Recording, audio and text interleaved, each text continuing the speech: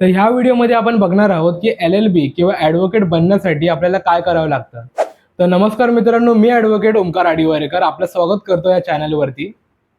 तर तुम्हाला LLBची डिग्री घ्यायची असेल तर तुम्हाला कोणत्यातरी LLB रिकग्नाइज कॉलेजमध्ये ॲडमिशन घ्यावं लागतं.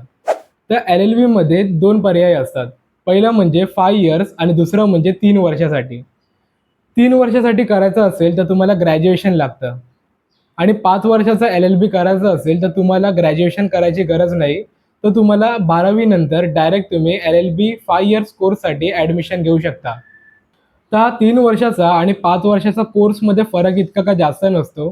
5 वर्षाच्या कोर्समध्ये सुरुवातीचे 2 वर्ष जे LLBचे बेसिक स्ट्रक्चर आहे तो शिकवला जातो आणि लास्टचे 3 वर्ष जे असतात त्यामध्ये LLBचे कोर सब्जेक्ट जसं की CPC, CRPC हे शिकवले जातात. आणि 3 इयर्स कोर्समध्ये डायरेक्ट तुम्हाला जे कोर सब्जेक्ट असतात जसं की CPC, IPC, BNSS, BSA हे शिकवले जातात. त्या कोर्समध्ये ॲडमिशन प्रोसेस समजून घेऊ.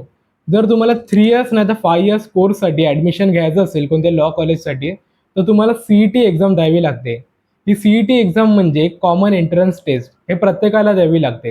ही वेगवेगळी असते म्हणजे 5 वर्षासाठी वेगळी असते आणि 3 इयर्स कोर्ससाठी ही वेगळी दिली जाते. आणि नंतर महाराष्ट्र CETच्या रिझल्टचा स्कोरनुसार तुम्हाला कॉलेज अलॉट केले जातात.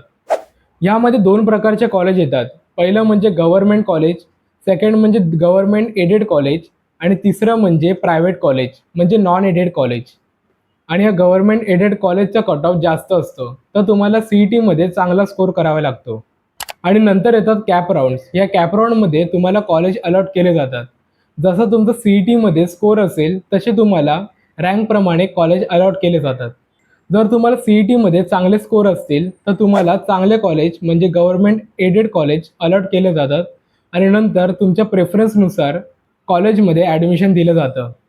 आणि असेच तुमची 5 इयर्स लॉची 5 वर्षे संपली किंवा 3 इयर्स लॉची 5 इयर्स संपली आणि तुम्ही सर्व सेमिस्टर क्लिअर करता. त्याच्यानंतर प्रोसेस येते ती म्हणजे सनद मिळवायची. आणि सनद तुम्ही Maharashtra and Goa bar council या वेबसाईटवरती तुम्ही सनदसाठी आपले ॲप्लिकेशन देऊन तुम्ही सनद मिळवू शकता.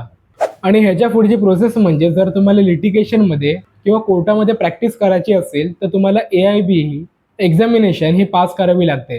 ही AIB एक्झाम ही मेरिट बेस्ड एक्झामिनेशन असते म्हणजे ओपन बुक एक्झामिनेशन असते. यामध्ये तुम्हाला 45 मार्क्सच्या वरती आणि त्यानंतरच जेव्हा तुम्ही AIB एक्झामिनेशन पास होता तेव्हा तुम्हाला COP दिली जाते म्हणजे सर्टिफिकेट ऑफ प्रॅक्टिस हा ग्रँट केला जातो.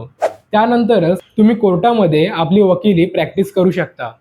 तर हा संपूर्ण व्हिडिओ होता की तुम्ही LLBमध्ये ॲडमिशन कसे घेऊ शकता आणि त्यानंतर ॲडव्होकेसीमध्ये प्रॅक्टिस कसे करू शकता आणि वकील कसे बनू शकता. ही माहिती आवडली असेल तर व्हिडिओला लाईक, चॅनलला सबस्क्राईब किंवा पेजला फॉलो नक्की करा.